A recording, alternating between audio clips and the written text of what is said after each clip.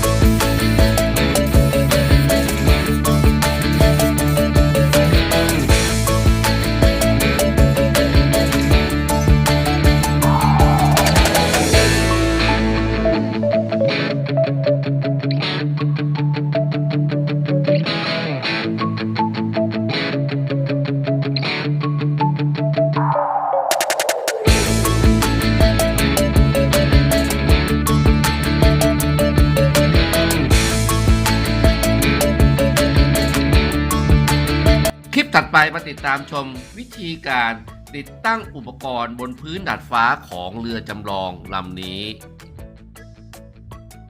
มาถึงช่วงท้ายคลิปกันแล้วขอแนะนำรูปแบบเรือสวยๆที่มีความยิ่งใหญ่อลังการงานสร้าง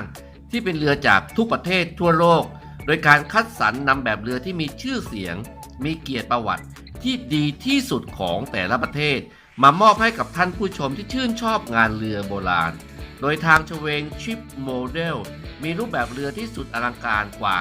100รูปแบบเรือที่ทางทีมงานของชเวงชิปโมเดลสามารถผลิตตามต้นแบบด้วยความละเอียดปาณีตถูกต้องได้สัดส่วนเสมือนเลยจริงๆทุกประการโดยการควบคุมดูแลการผลิตจากครูช่างอย่างชเวงชิปโมเดลทุกขั้นตอนหากท่านผู้ชมสนใจในงานเรือโบราณสามารถติดต่อได้ตามเบอร์ 089 991 2901 ได้เลยนะครับฝากทุกท่านช่วยกดถูกใจ